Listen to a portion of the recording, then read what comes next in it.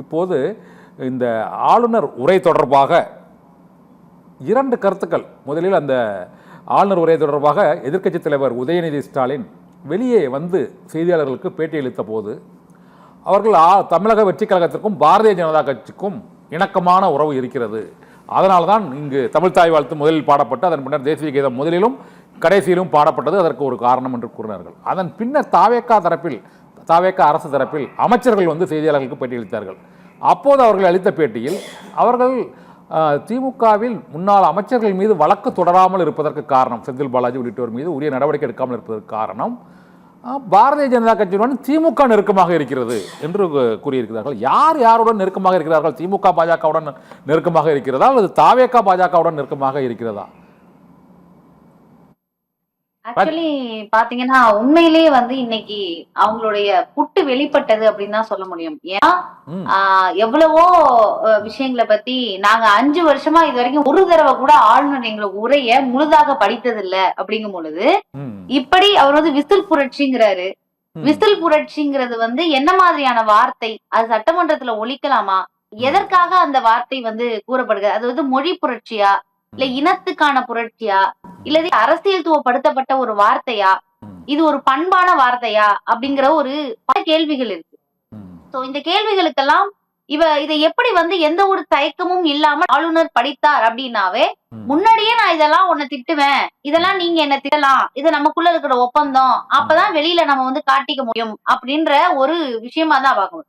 மேலும் இவர் படித்த அந்த இவர்கள் கொடுத்திருக்கக்கூடிய உரையே வந்து எனக்கு ரொம்ப அதை டீகோட் பண்ணி பார்க்கும் பொழுது பல திடுக்கிடுமா தகவல்கள் போல இவர்கள் பேசுகிறார்கள். கொள்கையின் வழி, பெரியாரின் கொள்கையின் வழி, அண்ணாவின் கொள்கையின் வழியில நாங்க வந்து நடப்போம் அப்படின்னு அவங்க பேசியிருக்காரு.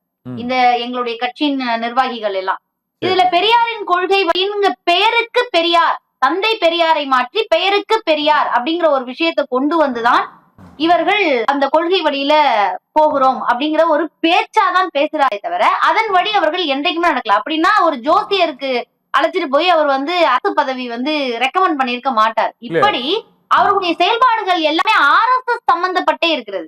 இப்ப நீங்க பாருங்க, நேஷனல் ஆந்தம் வந்து இதுவரைக்கும் நீங்கள் பார்த்திருக்கீங்களா இல்ல நான் பார்த்திருக்கேன்னா?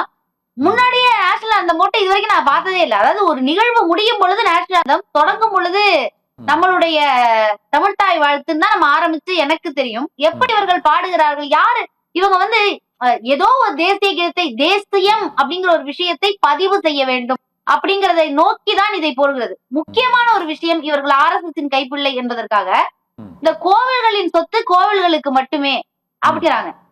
இப்ப கோவில்களின் சொத்து கோவில்களுக்கு நம்ம செலவு பண்ணிக்கலாம், மீதம் இருக்கிறத ஒரு கல்வி நிலையத்துக்கு செலவு பண்றதுல என்ன தப்பு இருக்கு?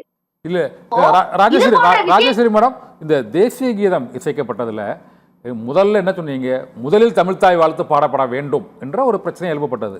ஆனால் இப்போது ஒரு சட்டம், அதாவது வந்தே மாதரம் பாடல் அல்லது தேசிய பாடல் இசைக்கப்பட வேண்டும் நிகழ்ச்சியின் தொடக்கத்தில் என்று ஒரு சட்டம் இருக்கிறது. இதனால் சட்டமன்றத்துக்குள் அவர் முதலில் தமிழ்த்தாய் வாழ்த்து படிச்சதை வரவேற்கிறீங்களா இல்லையா? நாங்க தமிழ்த்தாய் வாழ்த்த வந்து நாங்கள் சொல்லி சட்டம் போட்டு இந்த மாதிரிலாம் போடாதீங்க, நீங்க வந்து வந்தே மாதரம் போடக்கூடாது, எப்படி நீங்க இதை போடலாம் அப்படின்னு சொல்லிட்டு பல கட்ட எதிர்ப்புகளுக்கு பிறகு அவர்கள் இங்கே நேரம் போய் நம்ம தமிழ்நாட்டுல தமிழ்த்தாய் வாழ்த்து ஒழிக்கிறதுக்கு எதுக்கு சார் மோடிஜி அவர்கள்ட்ட பர்மிஷன் வாங்க போனோம்? எனக்கு அதுவே புரியல. நமக்குன்னு ஒரு மாநில சுயாட்சின்னு ஒரு கௌரவம் இருக்கு. நீங்க கூறுவது சரியாக, முந்தைய அரசு இருந்த நிலை வேறு, இப்போது இருந்த நிலை வேறு. இப்போது நாடாளுமன்றத்தில் ஒரு சட்டம், அனைத்து மாநிலங்களிலும் தேசிய பாடல் இசைக்கப்பட வேண்டும் என்ற ஒரு சட்டம் பிறப்பிக்கப்பட்டு நிறைவேற்றப்பட்டிருக்கிறது. அந்த சூழ்நிலையில தீர்ப்பு இருக்கே, இது மேண்டேட்டரி கிடையாது. அது வந்து வெஸ்ட் பெங்கால்ல பிஜேபி அங்க இருக்கவங்க அவங்க பிளேஸ்லயே ஒழிக்கலங்கும் பொழுது எப்ப இது வந்து மேண்டேட்டரி கிடையாதுன்னு சட்டம் இருக்கு சார். இதை பண்ணணும்னு அவசியம் கிடையாது. இதற்காக இங்கிருந்து கிளம்பி போய் மோடி அவர்கள எங்க நாட்டுல நாங்க தமிழ்த்தாய் வாழ்த்து போட்டுக்கலாமா, நாங்க வந்து தமிழ்தாய் இதுக்கு எதுக்கு அவங்கள்ட்ட கேட்கணும்? நம்மளோட சுயாட்சி, இவர் சிஎம். நான் என்ன சொல்றேன்னா, அந்த சிஎம்ங்கிற பொசிஷனுக்கு ஏத்த மாதிரி நம்ம ஒரு சில முடிவுகள்ல ஸ்ட்ராங்கா இருக்கும்ல, அப்ப இதுக்கு போய் அவர்கிட்ட கேட்கணும் நான் கேட்கிறேன். ஓகே, அது ஓகே. ஆனா 2 முறை தேசிய கீதம் இசைக்கப்பட்டதுல என்ன இடையூறு தவறு இருக்குதா நினைக்கிறீங்க? இது ஒரு பெரிய சரித்திர நிகழ்வு, ஆளுநருக்கும் அரசுக்கும் இணக்கமான உறவுன்னு அர்லேக்கரே சொல்றாரு. தமிழக சட்டமன்றத்தில் ஒரு சரித்திர நிகழ்வுன்னு சொல்றாரு அர்லேக்கர். புரியல சார். ஆளுநர் தமிழக சட்டமன்றத்தில் 2 முறை தேசிய கீதம் இசைக்கப்பட்டு ஆளுநருக்கும் அரசுக்கும் இடையே இணக்கமான உறவு ஏற்பட்டிருப்பது ஒரு சரித்திர நிகழ்வு அப்படின்னு ஆளுநர் அர்லேக்கர் வாழ்த்தும் பாராட்டும் தெரிவிக்கிறார். 2 முறை தேசிய கீதம் இசைக்கிறதுல என்ன பிரச்சனை? இணக்கமாக போவதனாலதான் அது எல்லாவற்றிற்கும் நம்ம வந்து போய் மோடி அவர்கள்ட்ட பர்மிஷன் கேட்டுட்டு வந்து எனக்கு தெரிஞ்சது இபிஎஸ் அண்ணன் தான் இப்படி பண்ணுவாரு. ஏதாவது ஒண்ணு பண்ணணும்னா உடனே மோடி அவர்கள்ட்ட போய் கேட்டுட்டு இங்க ஒரு பேசுவாரு. திடீர்னு ஏதாவது ஒண்ணு பேசணும்னாவே இந்த அளவுக்கு நம்ம அவ்வளவு இறங்கி போயிட்டோமா தமிழ்நாடு? ஒவ்வொரு விஷயத்திற்கும் போய் அவர்கிட்ட கேட்டு வர்றதுக்கு எனக்கு இதற்காக எதற்கு பாராட்டு? நான் தேசிய கீதத்தை என் உயிராக பதிகிறேன். நான் இது வரைக்கும் நேஷனல் அந்தம் எங்கேயாவது ஒழிச்சதுன்னா நான் கருப்பை கூட கழட்டி போட்டுட்டு ஏஞ்சி நிக்கிற அளவுக்கு எனக்கு தேசியத்தின் மீது பற்று இருக்கிறது.